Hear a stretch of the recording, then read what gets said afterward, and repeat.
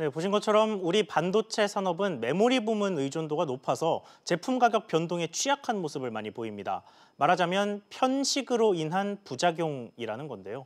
그렇다면 우리 기업의 주력 상품이 아닌 비메모리 반도체를 키워서 균형을 맞출 수는 있을까요?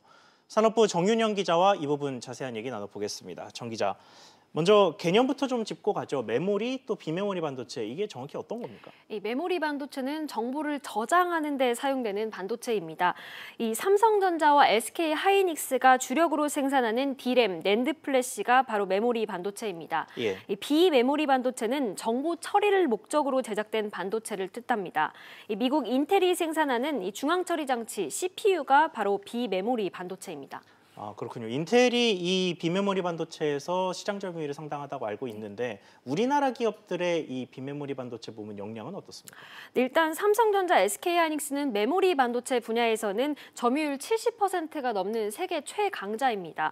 하지만 비메모리 반도체 시장에선 국내 업체 점유율이 5%도 되지 않습니다. 예. 그런데 시장 규모로 따져보면 비메모리 시장 규모가 메모리 시장에 비해서 2배 가까이 큽니다. 또 가격 변동이 크지 않다는 특성이 있습니다.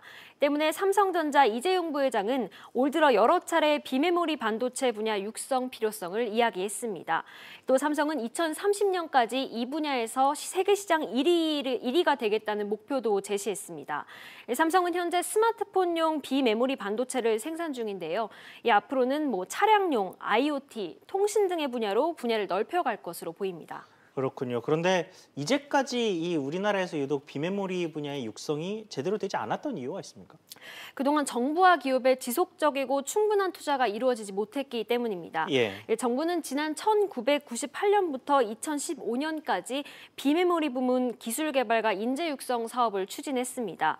하지만 2015년 이후에는 이렇다 할 투자가 없었습니다. 한마디로 맥이 끊긴 것이죠. 예. 또 메모리, 비메모리 반도체는 이 생태계부터가 좀 다릅니다. 비메모리는 일종의 맞춤형 제품으로 종류가 다양합니다. 그런데 우리나라는 대기업 위주로 이 시장이 성장하다 보니 종류가 적고 대량 생산이 용이한 메모리 반도체가 주로 키워진 것입니다. 그렇군요. 그런데 우리 지금 거의 실적이 반토막난 우리나라 상황을 보면 이 메모리에 대한 편식을 좀 어떻게든 줄여야겠는데 이 비메모리 부문의 육성법은 어떤 게 있습니까? 이제 가장 중요한 것은 특화된 인재와 기업을 육성하는 것입니다. 최근 정부와 삼성전자가 대학교에 반도체 학과를 설립하려는 것도 이런 맥락에서입니다. 이 협업도 중요합니다. 업계 관계자 이야기 들어보겠습니다. 예. 시스템 반도체는 새로운 제품을 계속 창출해야 경쟁력이 있는데요. 이 새로운 제품은 벤처 기업들이 잘 합니다.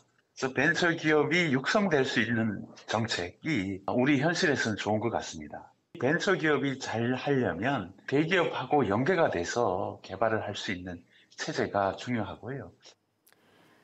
네, 비메모리 분야를 키우기 위해선 결국 정부와 기업의 인재 육성, 그리고 대중소기업 간의 협업이 지속적으로 필요합니다. 네, 정 기자 잘 들었습니다.